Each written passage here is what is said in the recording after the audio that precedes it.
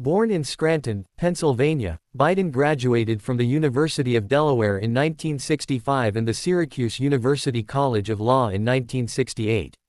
He was elected to the New Castle County Council in 1970 and the U.S. Senate in 1972. As a senator, Biden chaired the Senate Judiciary Committee and Foreign Relations Committee. He drafted and led passage of the Violent Crime Control and Law Enforcement Act and the Violence Against Women Act. Biden also oversaw 6 U.S. Supreme Court confirmation hearings, including contentious hearings for Robert Bork and Clarence Thomas. He opposed the Gulf War in 1991 but voted in favor of the Iraq War resolution in 2002. Biden ran unsuccessfully for the 1988 and 2008 Democratic presidential nominations. In 2008, Barack Obama chose Biden as his running mate, and Biden was a close counselor to Obama as vice president. In the 2020 presidential election, Biden selected Kamala Harris as his running mate, and they defeated Republican incumbents Donald Trump and Mike Pence. As president, Biden signed the American Rescue Plan Act in response to the COVID-19 pandemic and subsequent recession. He signed bipartisan bills on infrastructure and manufacturing. Biden proposed the Build Back Better Act, aspects of which were incorporated into the Inflation Reduction Act that he signed into law in 2022.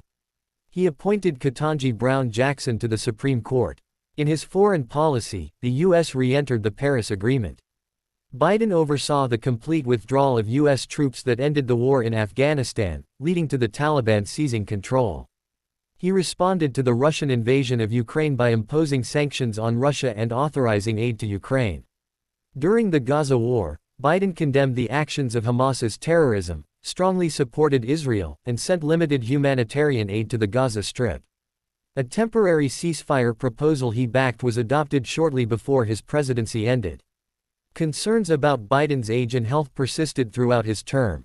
He became the first president to turn 80 years old while in office.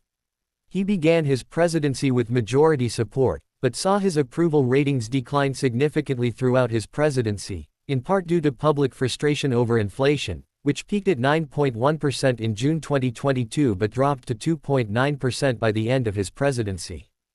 Biden initially ran for re-election and, after the Democratic primaries, became the party's presumptive nominee in the 2024 presidential election.